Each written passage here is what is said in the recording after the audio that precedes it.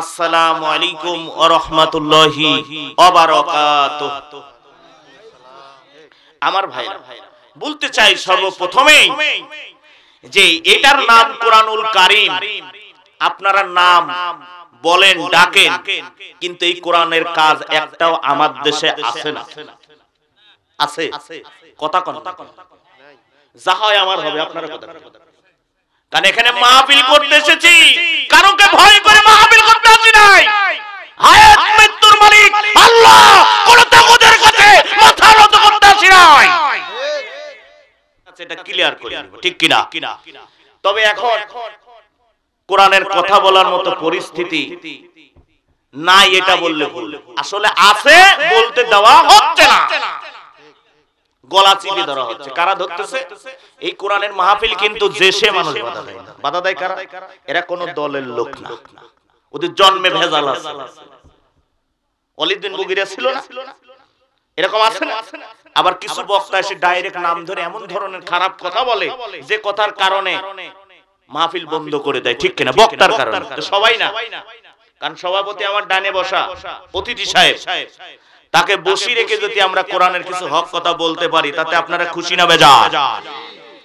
খুশি আপনারা আছেন উপরে, ভিতরে নেই, আমি জানি। কারণ আপনারা মনে হয় তাহাজ্জুদ করে কিছু করেন না, ঠিক কি না? এখন তো তাহাজ্জুদ পড়েও মানুষ কাম ছাড়তেছে, যে অবস্থা এখন দেখায় আমি তাহাজ্জুদ পড়ি, ভিতরে শুধু শয়তানি শয়তানি। এরকম আছে না নাই?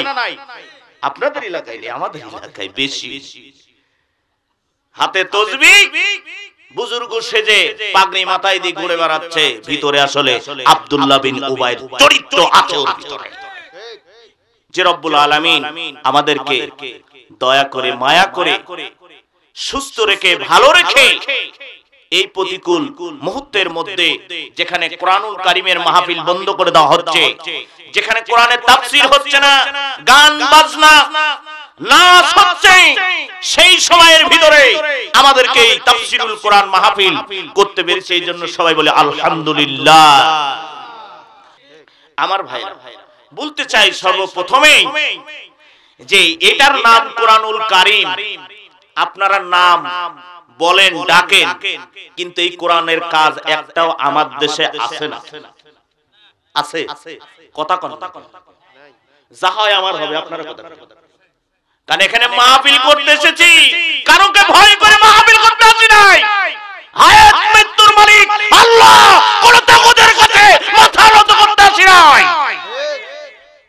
করলে তাকে ডাইরেক্ট অ্যাকশন, ঠিক কিনা? কেউ যদি রাষ্ট্রের কোন এমন মানুষ আছে এই কোরআনের বিরোধিতা করে, তাহলে কিন্তু তাকে সাইজ করে ফেলবো, তাকে ছাড়া হবে না, ঠিক কিনা? সে আমার বাপ হোক, আর আমি হই, আর আপনি হন, আরেকজন নেতা হোক, আরেকজন হুজুর হোক, আরেকজন বুজুর্গ হোক, তাকে ছাড় দেওয়া যাবে না, ডাইরেক্ট অ্যাকশন হবে। কথা বলেন, ঠিক কিনা? যে হে ঈমানদারেরা, তোমরা নামাজের মাধ্যমে আল্লাহর কাছে সাহায্য প্রার্থনা করো এবং ধৈর্য ধারণ করো। চাইতে হবে কিসের মাধ্যমে? নামাজের মাধ্যমে। নাকি কোন বাবার কাছে চাইতে হবে, কোন নেতার কাছে চাওয়া যাবে? সেটা একটা মাধ্যম। আল্লাহ বলেছেন নামাজের মাধ্যমে বিপদে পড়লে আমার কাছে তোমরা আরজি করো, দরখাস্ত করো, আমি কবুল করব। এরপরে তোমরা ধৈর্য ধারণ করবে। দ্বিতীয় যে আয়াতে কারিমার মধ্যে বলেছেন, আর ওদেরকে তোমরা মৃত্যু বলো না, এরা হলো জীবিত, এদেরকে মৃত্যু বলো না, এরা হলো জীবিত, এরা হলো শহীদ।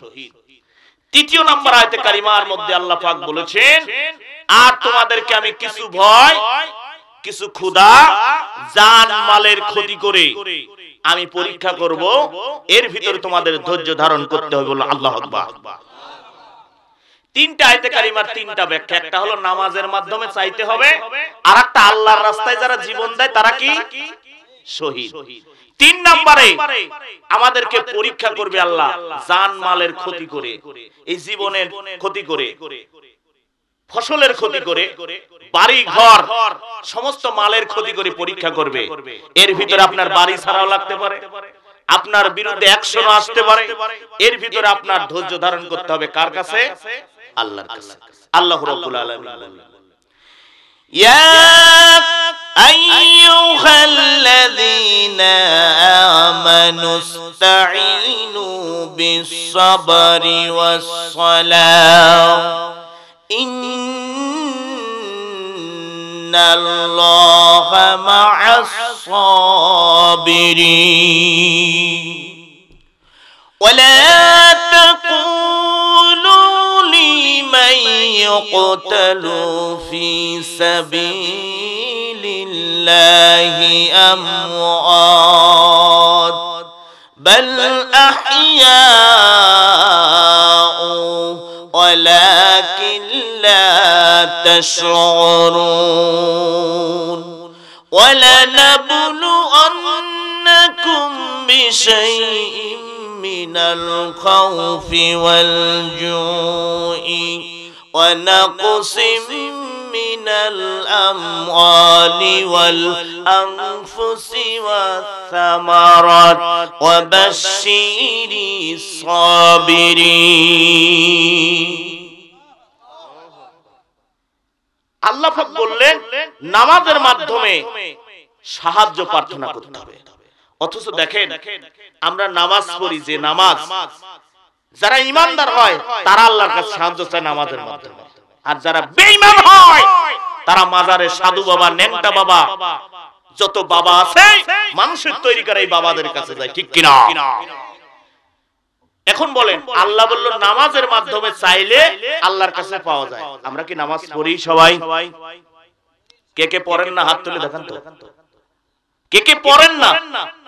সবাই তো হাত তুললেন। এর ভিতর বাছাই করলে তো পাওয়া যেতেও পারে। মাশাআল্লাহ, আল্লাহ আপনাদের কবুল করুন, আপনার নামাজ পড়েন।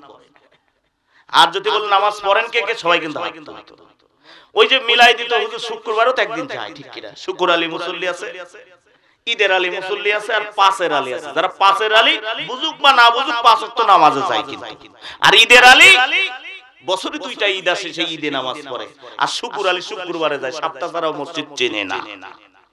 এক মসজিদে, এখন মসজিদ তো তালা মারা থাকে, মসজিদের ভিতরে ওই পাঁচিরের ভিতরে একটা গরু ঢুকে বারান্দায় পায়খানা করে। এখন মুয়াজ্জিন বলছে গরু কার, গরু কার?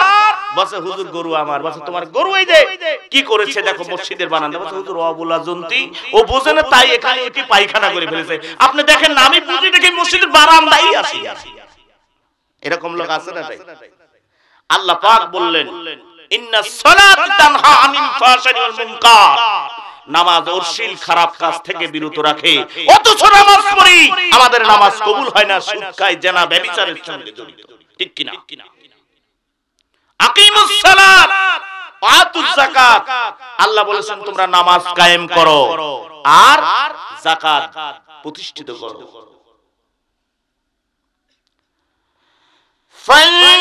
فَلْيَعْبُدُوا رَبَّ هَذَا الْبَيْتِ الَّذِي أَطْعَمَهُم مِّن جُوعٍ। আল্লাহ রাব্বুল আলামিন বলেন তোমরা এই ঘরে ইবাদত করো, যে ঘরের ইবাদত করলে তোমরা ভীতির সময় আশ্রয় প্রদান পাবে, ক্ষুধার সময় তোমাদের আহার যোগান দেওয়া হবে। তোমরা যদি এই ঘরের ইবাদত করতে পারো, আমি আল্লাহ রাব্বুল আলামিন তোমাদেরকে ওয়াদা দিয়ে দিলাম, যেদিন কঠিন মুসিবতের সময় হাসরের মাঠ বসে যাবে, ওই টাইমে আমি আল্লাহ রাব্বুল আলামিন তোমাদের কপালগুলা, হাতগুলা দেখবো, ওযু করেছিলে তোমরা, তোমাদের পা দিয়ে নূর চমকাবে, হাত দিয়ে নূর চমকাবে, তোমাদের কপাল দিয়ে নূর চমকাবে। আমি আল্লাহ সেই দিন আমার গুনাহগার বান্দাগুলিকে যেদিন নামাজি ব্যক্তি দেখতে পাবো, ওই দিন তাদের জীবনের গুনাহগুলি মাফ করে দিই, আমি তাকে জান্নাতুল ফেরদাউসের শুভ সংবাদ দিয়া দিব। বলুন সুবহানাল্লাহ।